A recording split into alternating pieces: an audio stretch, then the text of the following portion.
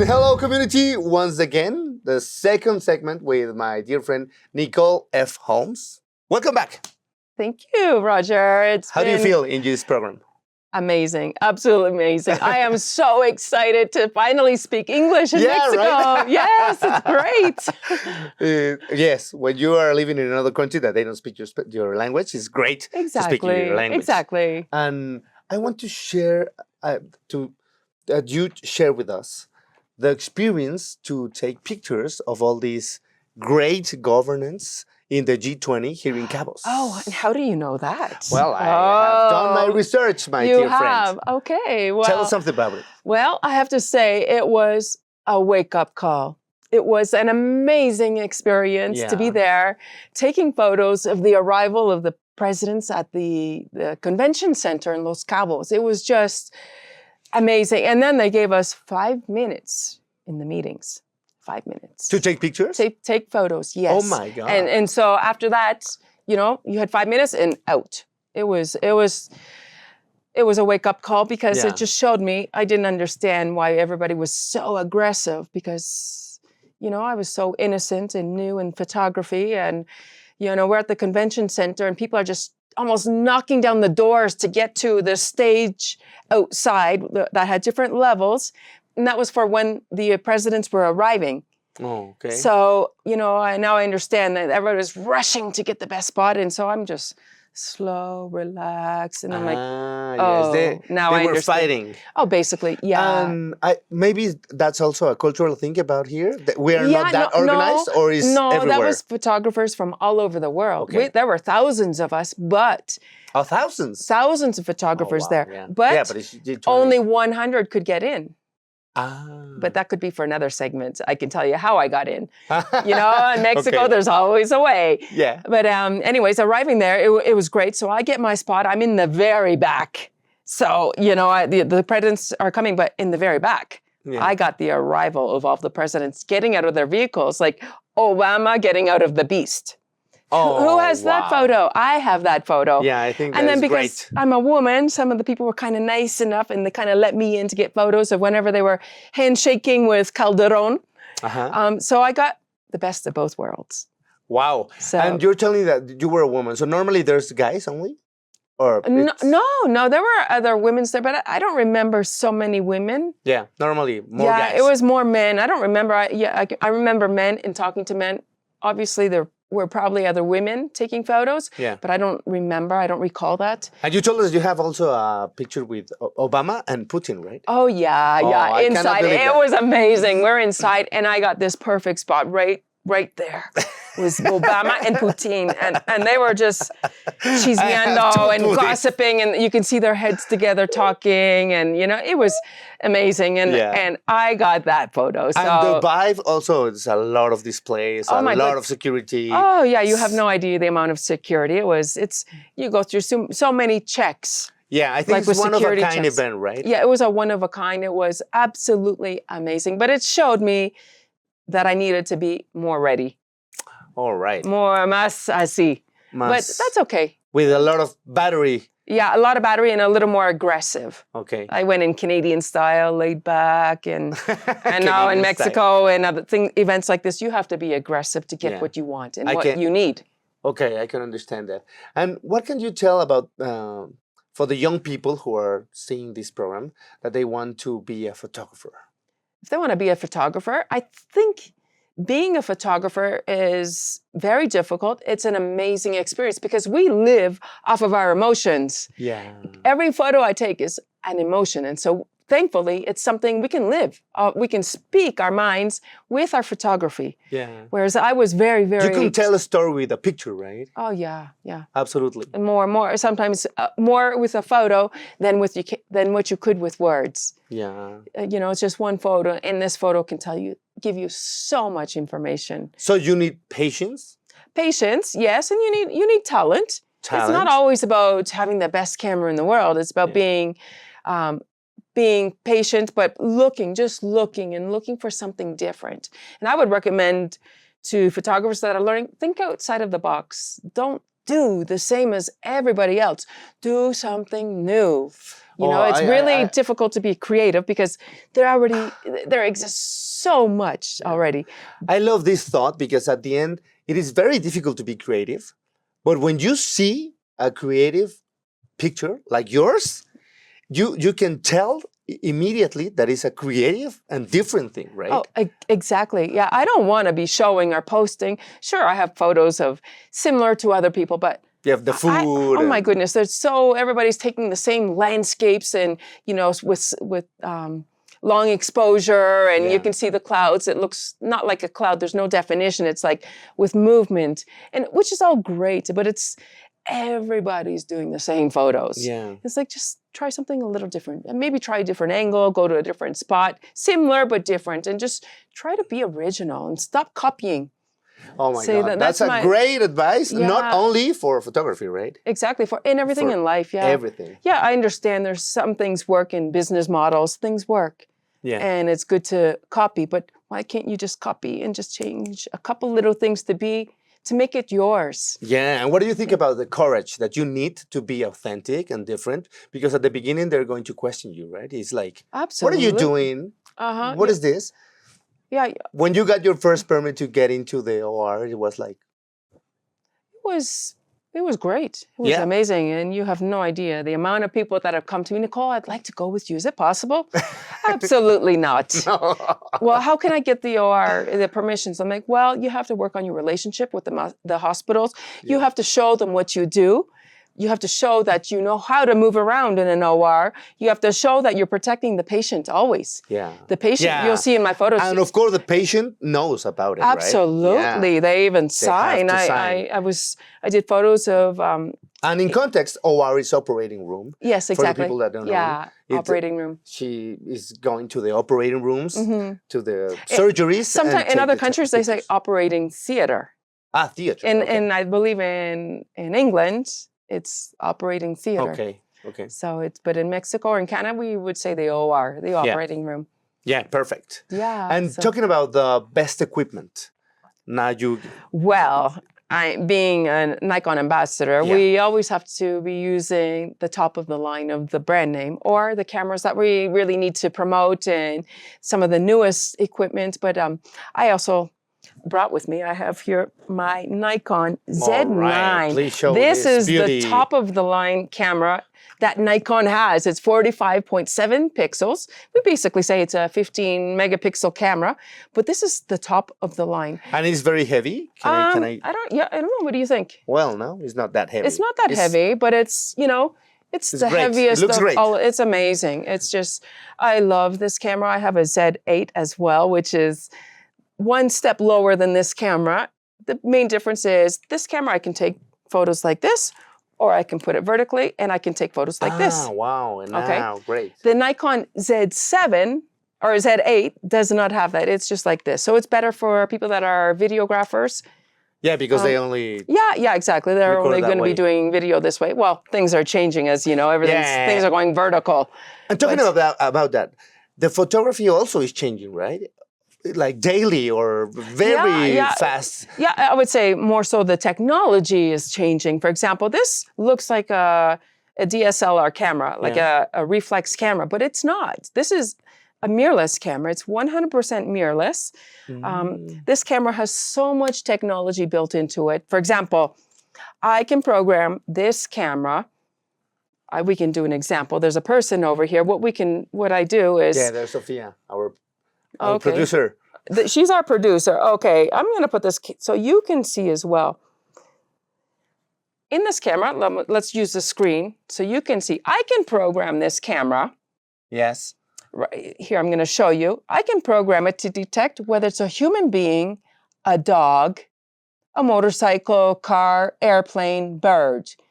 And so this camera, the focus will lock in on the eye, if it's a human or an animal or a mammal, anything that has eye, it's going to lock in. And because we're against the light right now, and I can't even see her face right now, but the camera can't see it either. Yeah. But if I look at you, this camera I move the camera and the focus stays locked in on your eye. Oh, You're wow. welcome to look at the screen, look at me, touch the shutter button just a little bit, and there's a little box. Oh, yes. Do you see?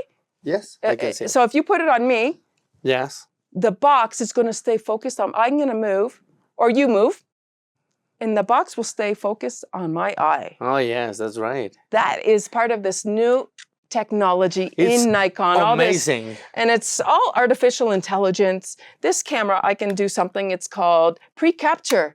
I can put my camera here, program it to, I can program the distance, I can program if it's motion, and I can program how long do I want the camera to take photos for, but it does it automatically. So this camera will detect, for example, I could have it on a tripod, a bird could fly into a position that I've programmed the camera to take And photos it's going of, to take the picture. and it'll take the photo. Oh, wow. Yeah. And for instance, to be able to take these pictures, you have to have some courses or something like that? Nikon provides these courses? Yeah, or? when you buy cameras with all brand names and also with Nikon, you can get it's a course to how to use the camera. So if you buy it in Sanborns or wherever, there's always a course that's free with the camera when you buy a camera. Do you say that it is a very difficult course or it's very easy to handle? It's very easy. It's just like anything. It's like riding a bike. Once you've learned how to do it, you know how to ride the bike. Things don't change. Some things change on how things are programmed and whatnot. Like with these cameras, they're full of I'm sorry, I can almost not even speak English now. With all the artificial intelligence that's integrated into the cameras, we can just do so much more. Okay. It's just imagine I could be at a bike race. I can be in one position with one camera with a big long lens. And then I can put another camera on the ground, program it, put a wide angle, and whenever some of the bikes go off of a jump, You're gonna take the camera's going to do it on its own. Oh my God, that's crazy. And it's in focus. And focus, yeah. That's It's just awesome. absolutely amazing. And that's why I use Nikon. Nikon for me gives me absolutely everything I need. best. It's robust. When I'm flying in a paraglider, if my landing is a little rough, my camera's never broken. One time I was flying, we did it's a travesía, like a cross-country flight in powered paraglider. We flew from Acapulco to Puerto Escondido. We do it in 3 days, like 100 kilometers per day. Okay. And, one time I had this bad landing. I'm stuck. I landed and I'm in the sand on my face. And the camera? And the camera in the sand, nothing happened. Nothing. Nothing Great. happened. So, And tell us about one of your favorite photographers. one of my favorite, Graciela Iturbide. Oh, nice. She's a Mexican photographer. I just love what she does. There's other ones like you have a lot of ones. yeah, exactly. But as far as the older ones, and in Mexico, people that do things differently, there's a photographer called Enrique Covarrubias. Mm-hmm. I love his work. He's just so creative. He's in a wheelchair now. He had a bad accident in paragliding. Oh my God. But he's just absolutely amazing. And he's found a way to work in a special type of wheelchair that goes up and down and was made for him as a photographer. Oh, wow. So he does a lot of Amazing. editorial style work, and he's just so creative. And Wow. it's just amazing how much he's done, even though he's in a wheelchair now. His Yeah, life it's has crazy. changed, completely changed. Of course. But he's probably one of my favorites in that type of editorial, commercial. He's my favorite. He's Great. and he has one of the best foros in Mexico. Okay. This place that he has, he can do cars. He has an elevator. He puts the cars in the garage. They go up to the studio, which is on the second floor. It's like a huge warehouse with these beautiful windows with light coming in, making shadows and these rays of light. There's just so much you can do in the Great. studio. Yes. Yeah. And what about your most difficult picture? My most difficult picture would be the ones, I would say, flying. Yeah.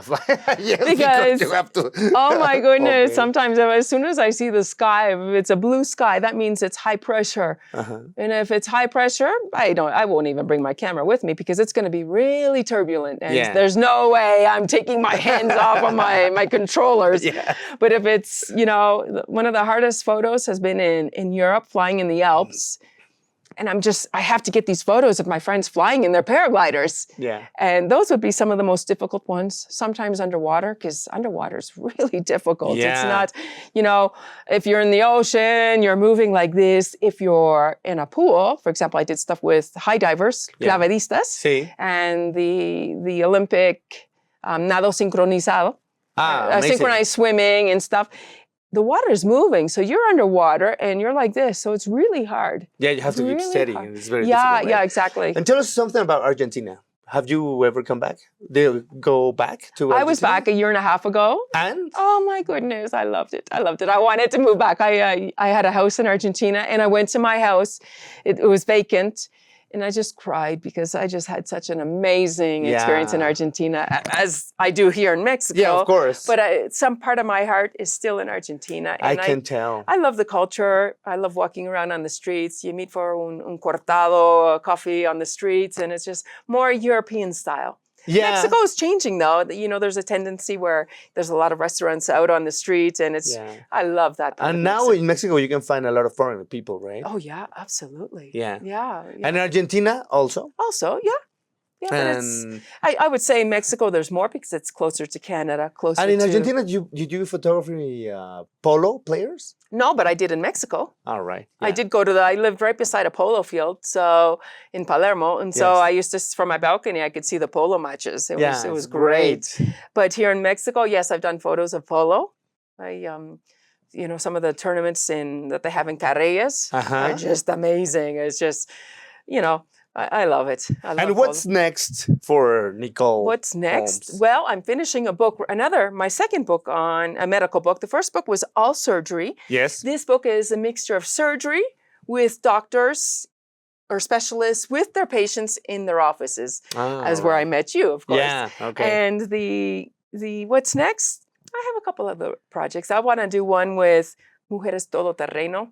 Oh my God! Yes, and you can just imagine. I'll share with you what we're going to do, but it's amazing because it's I have women. a couple of prospects for you. Oh, fantastic! Because I need people that do everything, not just one sport. You have to be multi-sport. Yeah. You have to be able to cook. You have to be able to put on a fancy dress.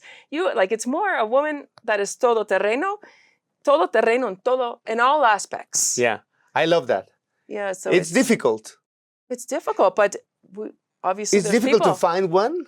Yeah. And then I think that it's difficult to be with one girl. Why do you think I'm single? Yeah. A man that's a very masculine man? Who would want a woman like me? I can do everything. I think that you should team up, right? Normally the man is like, but they say he thinks that they're competing and... Yeah, but I think that's an attraction thing as well. Like a man that's very masculine. They don't want a woman that's like them. They want a nice feminine woman that's wearing high heels, has their nails done. But opposite I want the masculine one, but I'm going to have to change a little bit. I have to put on a fancy dress. And then I think once they get to know me, it's like, oh, she doesn't need me around. So it's really, really difficult being a woman that's independent. Yeah. Who knows how to do a lot of different things, like maintain a car, an old classic car that I've had it since I was 24 years old. Yeah. Drove it from Canada to Mexico. Oh, wow. It's a convertible. And which part of Canada? I was born in St. Catharines, Ontario.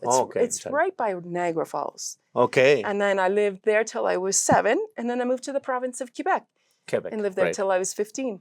Great. So, well, this has been such an amazing experience for me.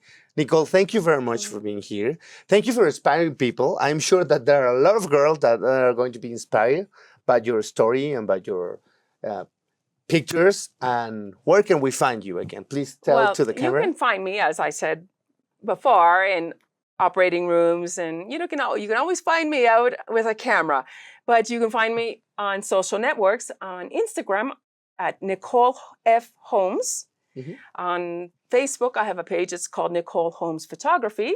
Then on Twitter or X, it's Nicole F. Holmes, the same. And where else? You can just find me by my name. It's easy. Perfect. So thank you very much for this experience. We want to say hi to all the Canadian community that is here. And there is a Canadian. Thank you. Thank you to all those Canadians living in Puerto Vallarta and other places in Mexico or Cancun. And we hope to see this program. Please leave the comments. Yes. And thank you very much. We see you in another occasion. And I invite everybody, if anybody has questions about photography in English, Spanish, or French, please, I'm open to helping people, and I absolutely love helping people. So, wow. whatever you need, I'm here.